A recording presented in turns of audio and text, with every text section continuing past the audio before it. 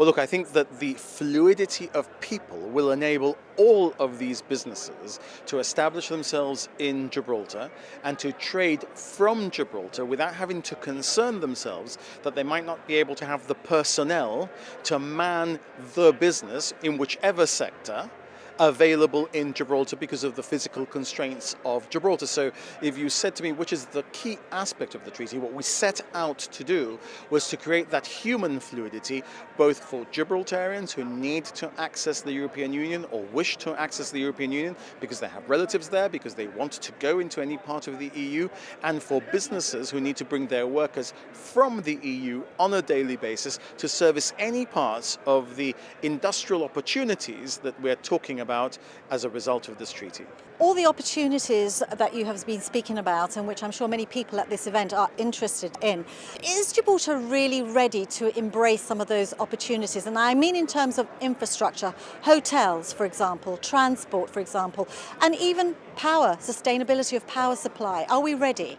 We are absolutely ready. We have the power necessary. We are able to produce the power. We now have incidental problems with power. We don't have the problems we used to have before with the infrastructure that we inherited, which was that we didn't have the capacity to generate enough power.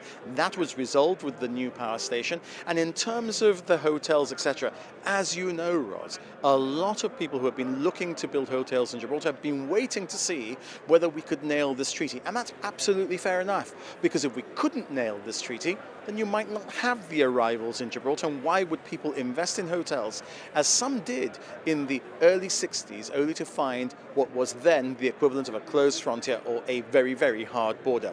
So that infrastructure, I'm very confident, will come, and it will come principally from the investment from the private sector, to whom we've been evangelizing the opportunities that the treaty creates today. You may have heard us say things that sound different or sound new. In fact, we've announced all of this before.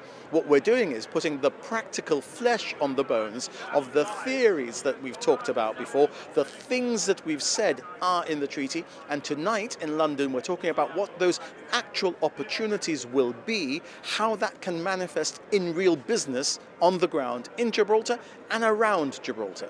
We've seen the importance of the gaming sector when it came to Gibraltar, and the fact that it contributes such a huge amount of our GDP. What other sectors do you have your eye on? I mean, you spoke about that there are probably sectors out there and industries and businesses out there that you hadn't even thought about, but anything in particular that you really do think Gibraltar would be absolutely suited to? Innovation, innovation, innovation, and startups in particular.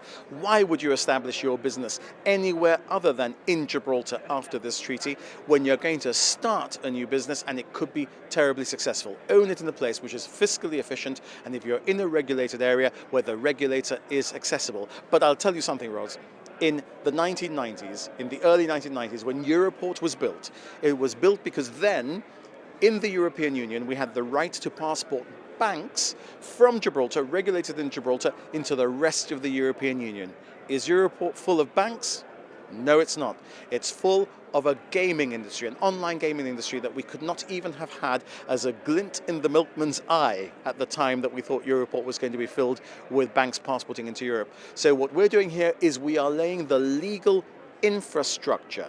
That's what the treaty is, the legal infrastructure, and it's up to the private sector.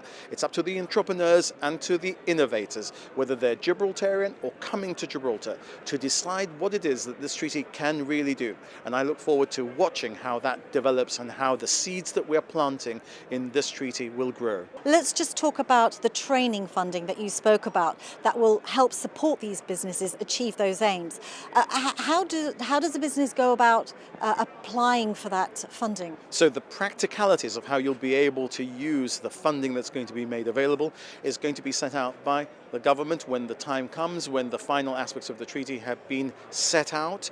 There will be many similarities with the way that we have provided access to European funding in the past, with the same sort of structure for accessing the funds, for repayment, if you're going to be somehow seeking loans to train your staff, for example, or whether you're going to be looking at whether government is going to be providing training in that area which will benefit your staff or the people that you would need as a resource being made available to your business in order to be able to have the human resources trained and ready in the region and not have to import them from outside. But if you do have to import them from outside, you'll have no immigration difficulties in making them resident in Gibraltar if you need to, or as Michael has explained at Peter's questioning, in making them resident around Gibraltar, although they're going to be working in Gibraltar. But training aside, when we used to be members of the EU, there was also a development fund. Is that also going to be available? No, that's something that we lost with Brexit. Okay, Chief Minister, before I let you go, I want to ask you your thoughts on this very first business conference in London. How has it gone?